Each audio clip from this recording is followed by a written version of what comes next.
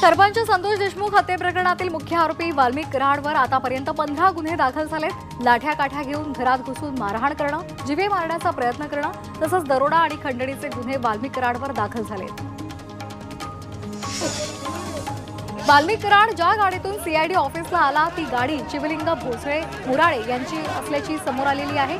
शिवलिंग मुराळे यांचे वाल्मिक कराड याच्याशी जवळचे संबंध आहेत। शिवलिंग मुराळे औषधाची पिशवी घेऊन कराडला भेटण्यासाठी आले होते।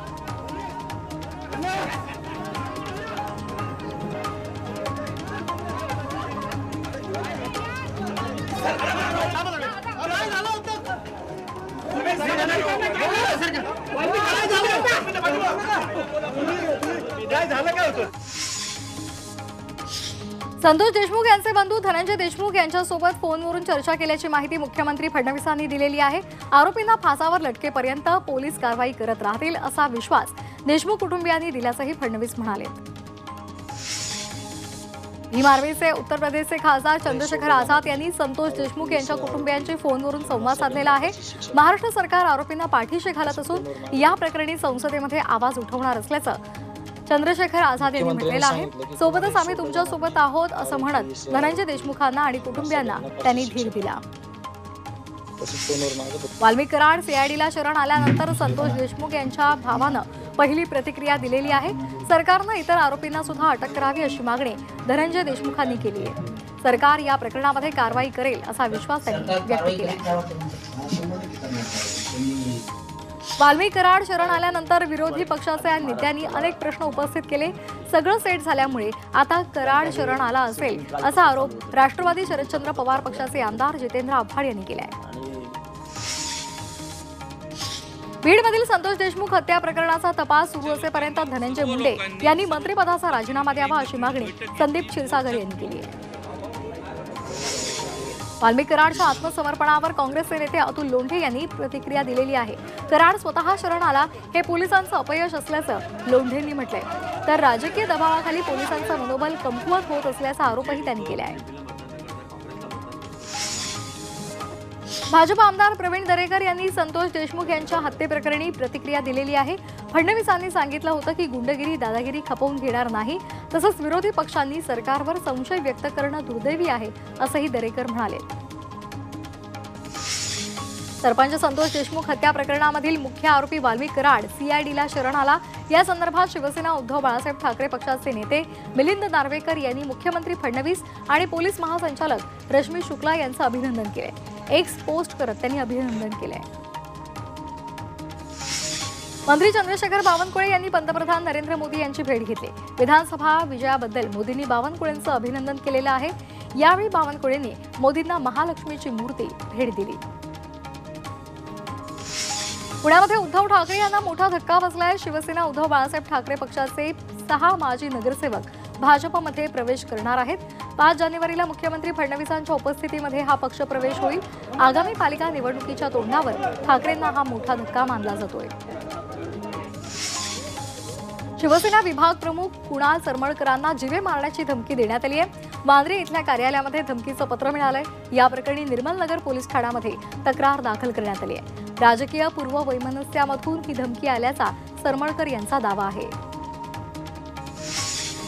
सुरेश धस यांचा विषय माझ्याकडून संपलेला आहे अशी प्रतिक्रिया अभिनेत्री प्राजक्ता माळीनं दिली आहे। प्राजक्ताची माफी मागितल्याबद्दल तिने सुरेश धस यांचे आभार मानले। मुंबईच्या वांद्रे कार्टर रोडवर नव्या वर्षाचं जंगी स्वागत करण्यात आलं। मोठ्या संख्येनं तरुणाई रस्त्यावर उतरली होती। विद्युत रोषणाई करत नव्या वर्षाचं स्वागत करण्यात आलं। नव्या वर्षाच्या स्वागतासाठी मुंबईकर मोठ्या संख्येनं गेटवे ऑफ इंडिया परिसरात जमलेले होते। नव्या वर्षाच्या स्वागतासाठी नागरिकांमध्ये मोठा उत्साह पाहायला मिळाला। रायगडकरांनी नव्या वर्षाचं जंगी स्वागत केलं। अलिबाग मधले समुद्र किनारे तिथे मोठ्या संख्येनं नागरिक उपस्थित होते। पर्यटकांचा उत्स्फूर्त प्रतिसाद इथल्या बीच शोला पाहायला मिळाला। सांगलीकरांनी दारू नको दूध प्या या नव्या उपक्रमाचं स्वागत करत नवीन वर्षाला ते सामोरे गेलेले आहेत। यावेळी शहरातील राम मंदिर चौकामध्ये नागरिकांना दुधाचं वाटप करण्यात आलं। गेल्या 18 वर्षापासून लोकहित मंचाच्या वतीनं हा उपक्रम राबवला जातो। मावळमधील देहू नगरपंचायत आणि वृक्षदायी प्रतिष्ठानच्या वतीनं द दारूचा नव्हे द दुधाचा ही संकल्पना राबवण्यात आली। नवीन वर्षाच्या स्वागतासाठी मसाला दुधाचं वाटप करण्यात आलं। देहू नगरीमधील आणि इतर नागरिकांनी सुद्धा या मसाला दुधाचा आस्वाद घेतला। मावळमध्ये नवीन वर्षाचं स्वागत करण्यात आलं। महाराष्ट्रभरातून पर्यटक सरत्या वर्षाला निरोप देऊन नवीन वर्षाच्या स्वागतासाठी पवना नगर परिसरात दाखल झाले होते। यावेळी डीजेच्या तालावर फिरकत फटाक्यांची आतषबाजी करत नव्या वर्षाचं स्वागत झालं। अंधश्रद्धा निर्मूलन समितीच्या वतीनं अलिबागमध्ये प्रबोधनपर उपक्रम राबवण्यात आलेला आहे। दारूऐवजी दूध पिऊन नवी वर्षाचं स्वागत करा असा संदेश अनिसकडून देण्यात आलेला आहे।